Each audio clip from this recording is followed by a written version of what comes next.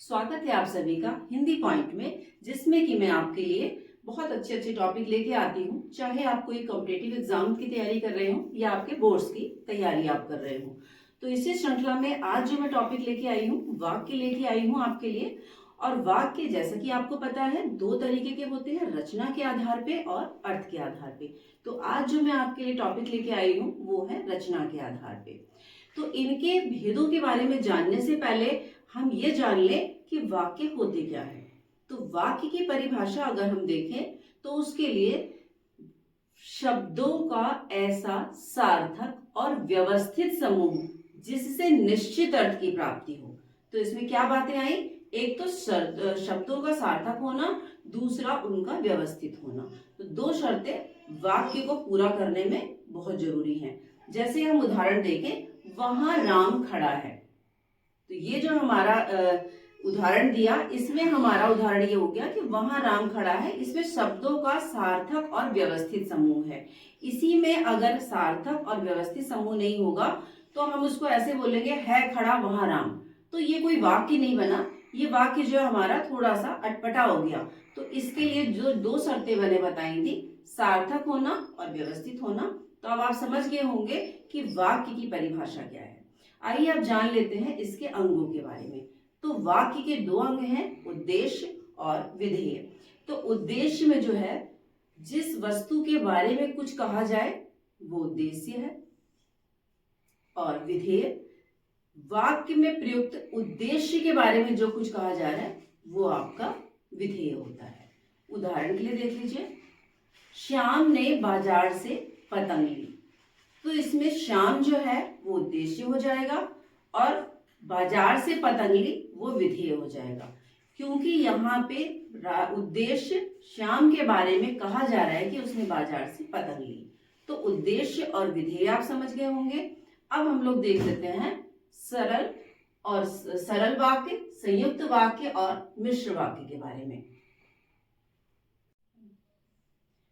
तो चलिए अब हम देखेंगे सरल वाक्य, संयुक्त वाक्य और मिश्र वाक्य के बारे में।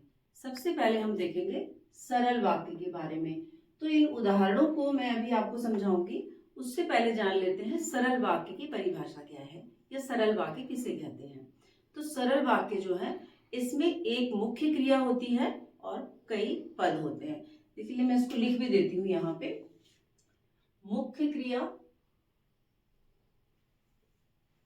एक मुख्य क्रिया और कई पद। तो मतलब कहने का भाव ये है कि इसमें मुख्य क्रिया केवल एक ही होती है, चाहे पद कई सारे हों। तो कई बार बच्चे जो है भ्रमित रहते हैं इस चीज को लेकर के, भाई क्या, कौन सी क्रिया, कौन सा पद। तो चलिए पहले इस कंफ्यूजन को हम दूर करें। पहले ये आप लोग जान लीजिए क्रिया किसको कहते हैं।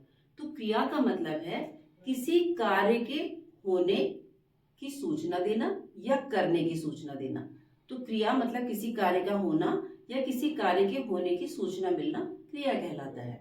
और अब हम देख लेंगे सरल वाक्य के बारे में कि सरल वाक्य जो है किस तरीके से हम लोग इसको समझें कि हमें कोई कंफ्यूजन रहे ही ना कि सरल वाक्य को हम किस तरह से अगर एग्जाम में आ जाए तो कैसे उसको सॉल्व करेंगे।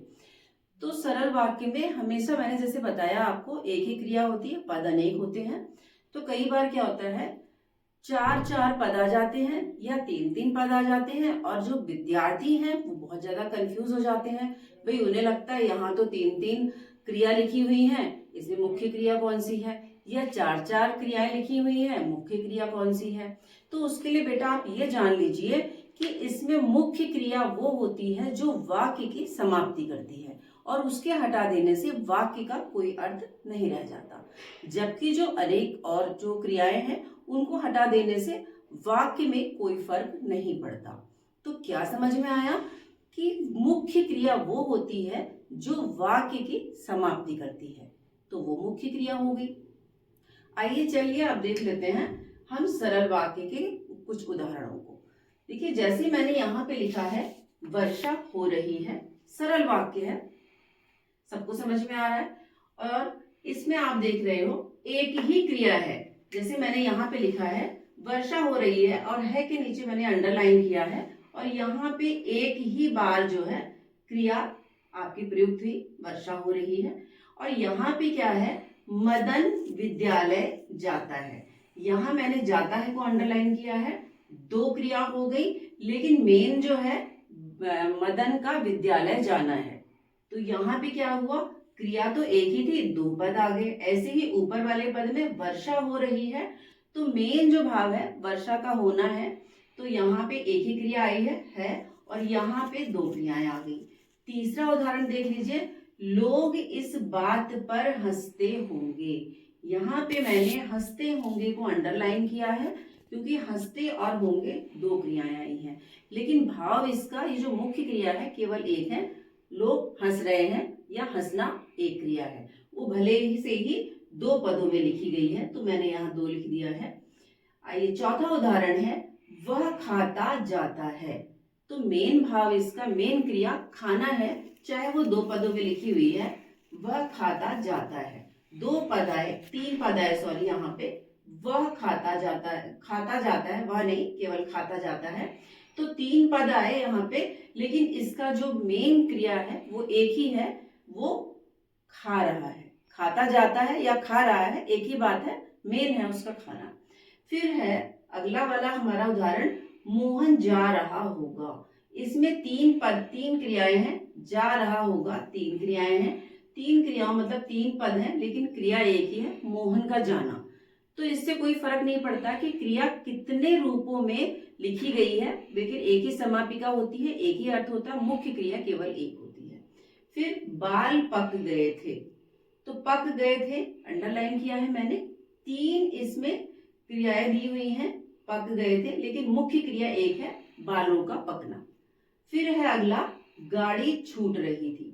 छूट रही थी को मैंने अंडरलाइन किया है, तीन क्रियापद आ गए हैं, छूट रही और थी, लेकिन मुख्य क्रिया क्या है, गाड़ी का छूटना।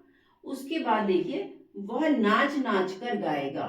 यहाँ पे नाच नाच कर गाएगा, तीन शब्द हो गए, नाच नाच कर गाएगा, मतलब वो चाहे नाच नाच के गा रहा है, चाहे वो गा गा के नाच रहा है, तो मेन जो है हम एक ही बात हमें समझ में आ रही है। अगर हम ऐसे देखें, नाच नाच कर गाएगा, तो अभी मेन काम क्या कर रहा है, गाना गा रहा है। अगर हम कहते हैं कि गाते गाते नाचेगा, तो भी एक ही क्रिया है, उसका नाचना।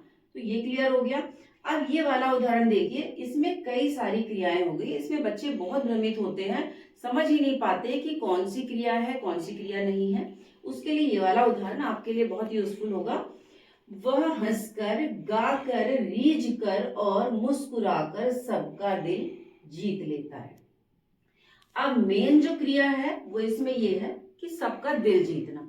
अब वो क्या कर रहा है, उसके लिए वो हंस रहा है, गा रहा है, रीझ रहा है, मुस्कुरा रहा है और सबका दिल जीत रहा है। चाहे वो कितने ही तरीके से क्रिया इसमें दिखाई गई है, मेन क्रिया जो है वो दिल जीतना है, तो वो दिल जीतने का काम कर रहा है। तो आपने इसमें समझा सरल वाक्य में कि इसमें एक ही मुख्य क्रिया होती है और पद जो है वो कई सारे होते हैं, तो इससे कोई फर्क नहीं पड़ता कि उसमें कितने पद आ रहे हैं। एग्जाम टाइम में जब भी आपके पास ये वाला क्वेश्चन आए, तो आप ये ध्यान रखिएगा कि मुख्य क्रिया वो होती है जिससे वाक्य की समाप्ति होती है। चलिए हम देखते हैं संयुक्त वाक्य को। तो यहाँ आप लोगों को दिख रहा है, मैंने लिखा है संयुक्त वाक्य। इसको हम संयुक्त वाक्य भी कहते हैं और संयोजक अव्यय भी कहते हैं, जिसको कि इसका मतलब होता है जुड़ना, मिलना, मेल होना। और इसकी अगर हम परिभाषा देखें तो क्या हो जाएगी, एक से ज्यादा सरल वाक्यों को जोड़ा जाना, या जोड़ा जाता है किससे, वो मैंने ब्लैक पेन यूज किया है ताकि आपको क्लियर हो जाए। वो जो शब्द होते हैं कौन कौन से होते हैं जो दो सरल वाक्यों को जोड़ते हैं, और, या, अथवा, एवं, परंतु, अथवा, इसलिए, अतः, लेकिन, ये जो जोड़ने वाले शब्द होते हैं इनको ही संयोजक अव्यय भी कहते हैं या समुच्चय बोधक भी कहते हैं। तो यहाँ पर विद्यार्थियों एक चीज का ध्यान रखना, आपके एग्जाम्स में आपसे दो तरीके से ये प्रश्न पूछा जाता है। एक तो क्या होगा, एक वाक्य दे दिया जाएगा और आपसे पूछा जाएगा कि रचना के आधार पर ये वाक्य का कौन सा रूप है। दूसरी तरीके से आपसे प्रश्न पूछा जाएगा कि इसका संयुक्त रूप होगा या संयुक्त वाक्य होगा, मतलब कहने का भाव ये है कि इनका रूपांतरण कर दिया जाएगा और रूपांतरण करने के बाद आपको 4 ऑप्शंस या 4 विकल्प दे दिए जाएंगे और आपको चुनना होगा कि इसमें से सरल वाक्य कौन सा है या संयुक्त कौन सा है या मिश्र कौन सा है। इस तरीके से आपको वाक्यों का चयन करना होगा। चलिए इसके कुछ उदाहरणों को देख लेते हैं जिससे कि आपको और अच्छी तरीके से संयुक्त जो वाक्य है इसका टॉपिक क्लियर हो जाए। यहाँ मैंने लिखा है दिल्ली चलो और मैंने यहाँ पे ग्रीन कलर का पेन यूज किया है और लिखा है तुम मुझे खून दो। तो यहाँ पे दिल्ली चलो एक स्वतंत्र शब्द हो गया और दूसरा तुम मुझे खून दो ये भी अपना एक स्वतंत्र पूरा वाक्य हो गया। सॉरी मैंने इसको शब्द बोल दिया। दिल्ली चलो एक वाक्य हो गया और दूसरा वाक्य होगा तुम मुझे खून दो। लेकिन मैंने क्या किया, इसको जोड़ने के लिए इसमें और लगा दिया जो कि संयोजक अव्यय है। जैसे यहाँ भी मैंने लिखा था और, तो ये वाला जो और है वो मैंने यहाँ पे इसके साथ जोड़ दिया। तो ये जो मेरा और शब्द है ये दो वाक्यों को परस्पर मिला रहा है। तो जो मिलाने वाली प्रक्रिया है वो संयुक्त वाक्य के अंतर्गत होती है। तो जो और शब्द है वो दिल्ली चलो और तुम मुझे खून दो। तो यहाँ पर और जो शब्द है वो इन दो वाक्यों को मिला रहा है। दूसरा वाला उदाहरण देख लीजिए। बुढ़ापा आ गया था किंतु टेक जवानी वाली थी। यहाँ पे स्वतंत्र रूप से एक वाक्य हो गया, बुढ़ापा आ गया था ये अपने आप में पूर्ण है, और दूसरा टेक जवानी वाली थी ये भी अपने आप में पूर्ण है। फिर मैंने क्या किया, मैंने इसमें किंतु जोड़ा, जैसे कि यहाँ नीचे भी दिया हुआ है किंतु। इसको मैंने क्या किया, इसके बीच में किंतु जोड़ करके दोनों को जो है मिला दिया या जिनका संयोजन कर दिया, इनको संयुक्त रूप में बना दिया। तो इनको जो बुढ़ापा आ गया था किंतु टेक जवानी वाली थी, मेरे इस किंतु को लगा देने से वाक्य जो है ये संयुक्त वाक्य में परिवर्तित हो गया केवल किंतु लगा देने से। उसके बाद देखिए, मैं स्कूल जाऊंगा या शादी पर जाऊंगा। तो दोनों स्वतंत्र है, मैं स्कूल जाऊंगा ये भी स्वतंत्र वाक्य हो सकता है और शादी पर जाऊंगा ये भी स्वतंत्र वाक्य हो गया। लेकिन या लगा देने से यहाँ पे क्या हो गया, ये संयुक्त वाक्य बन गया कि मैं स्कूल जाऊंगा या शादी में जाऊंगा। तो यहाँ पे या ने क्या किया, इन दोनों शब्दों को जोड़ करके, दोनों सॉरी वाक्यों को जोड़ करके एक संयुक्त वाक्य बना दिया। लास्ट वाला उदाहरण देख लीजिए, तुम मान जाओ अन्यथा पिटोगे। तो यहाँ पे जो अन्यथा शब्द है वो तुम मान जाओ वाक्य को सॉरी जो वाक्य है हमारा इसको पिटोगे के साथ जो है जोड़ रहा है अन्यथा शब्द, और कुल मिलाकर के ये हमारा संयुक्त वाक्य का एक उदाहरण बन गया। तो ये जो था संयुक्त वाक्य था, कुछ भी इसमें ऐसा कठिन नहीं है समझने के लिए कि समझ में ना आए। संयुक्त वाक्य मतलब अगर मैं शॉर्ट तरीके से आपको बताऊं तो संयुक्त वाक्य का दो सरल वाक्यों को परस्पर जोड़ने का जो कार्य करते हैं वो संयुक्त वाक्य या संयुक्त अव्यय कहलाते हैं। तो मुझे ये उम्मीद है ये वाला टॉपिक आपको अच्छे से क्लियर हो गया होगा। चलिए देखते हैं मिश्र वाक्य को कि मिश्र वाक्य क्या होता है।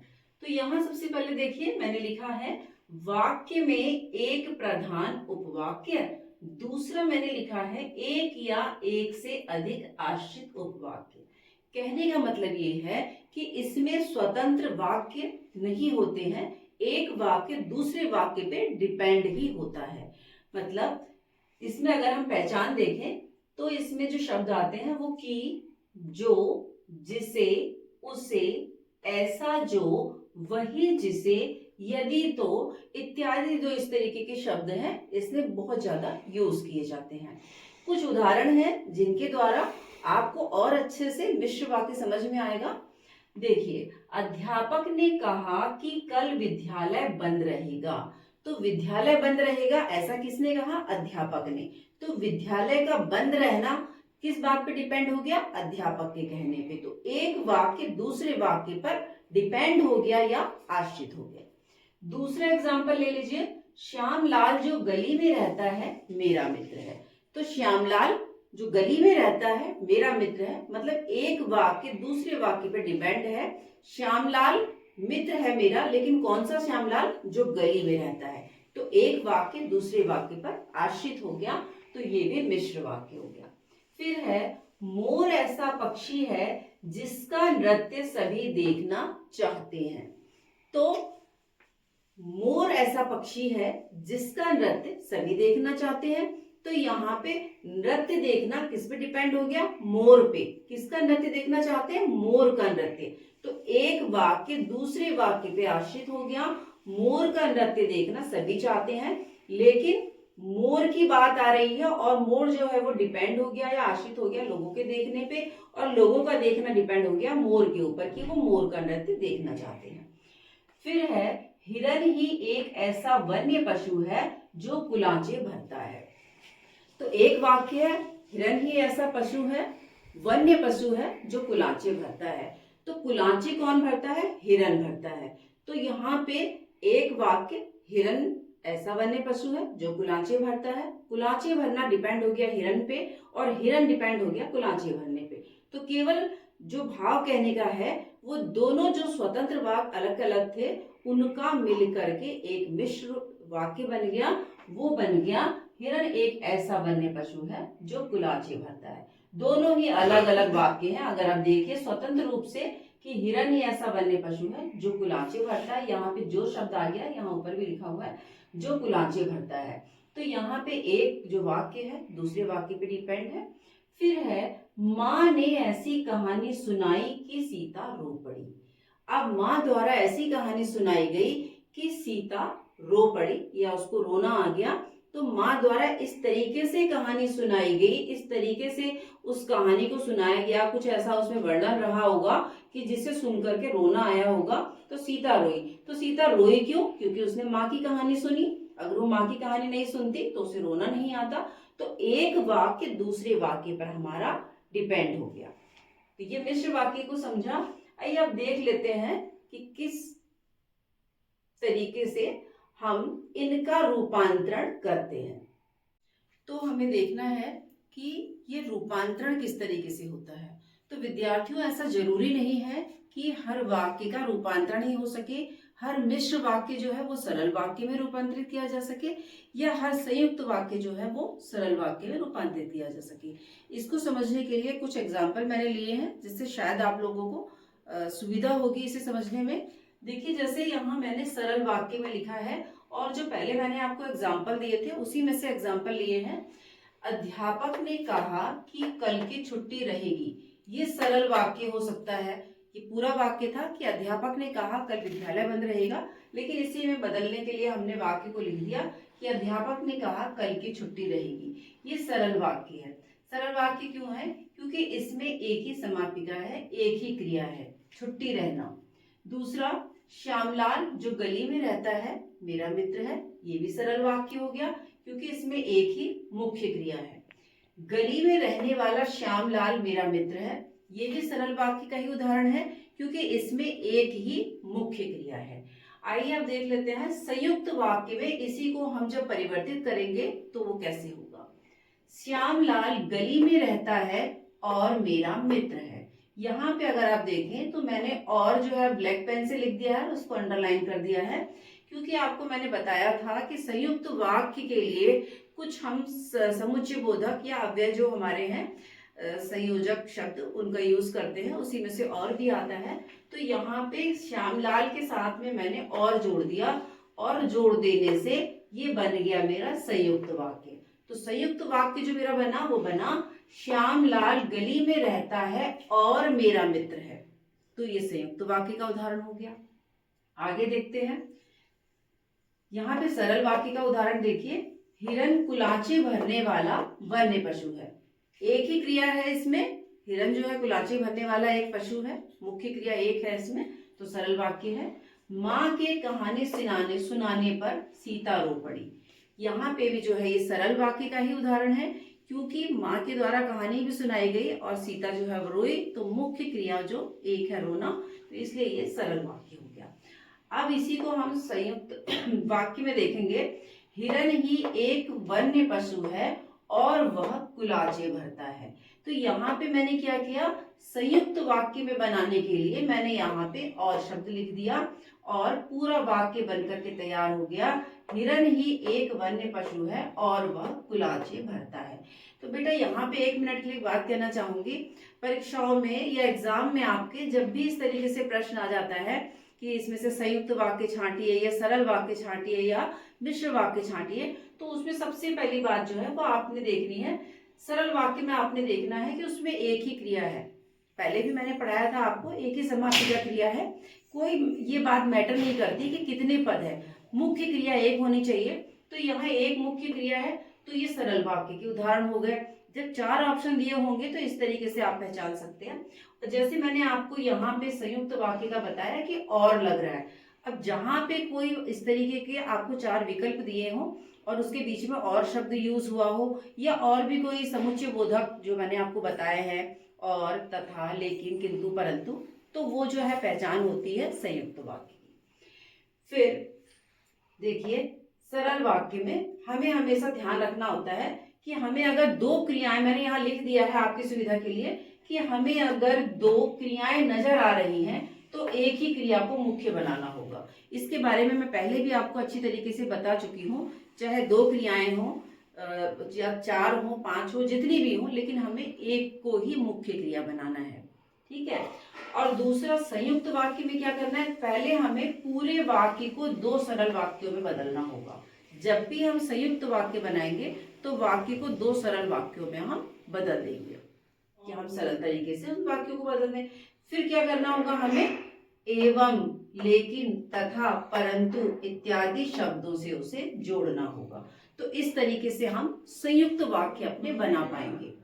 तो आज आपने समझा हमारा टॉपिक रचना के आधार पर वाक्य के भेद। सबसे पहले आपने समझा सरल वाक्य को, उसके बाद आपने देखा संयुक्त वाक्य को, उसके बाद आपने देखा मिश्र वाक्य को। शॉर्ट में देख लेते हैं। सरल वाक्य में आपने देखा इसमें एक ही क्रिया होती है, पद कई होते हैं, और संयुक्त वाक्य में जो होता है संयोजन होता है, मिलना होता है, और वो संयोजक शब्द हमारे होते हैं और, तथा, किंतु, लेकिन, परंतु इत्यादि इत्यादि। फिर मिश्र वाक्य, मिश्र वाक्य मतलब एक वाक्य का दूसरे वाक्य पर डिपेंड होना जो है वो मिश्र वाक्य है। तो इस तरीके से आपने आज वाक्य को समझा, और आप लोग मुझसे और किस तरीके के टॉपिक सुनना चाहते हैं, किनके एक्सप्लेनेशन चाहते हैं, जिनमें आपको प्रॉब्लम आ रही है, कमेंट सेक्शन में जाकर के कमेंट कीजिए, मैं उसी से संबंधित आपके लिए वीडियो लेकर के आऊंगी। तो आज के लिए इतना ही। जय हिंद, जय भारत।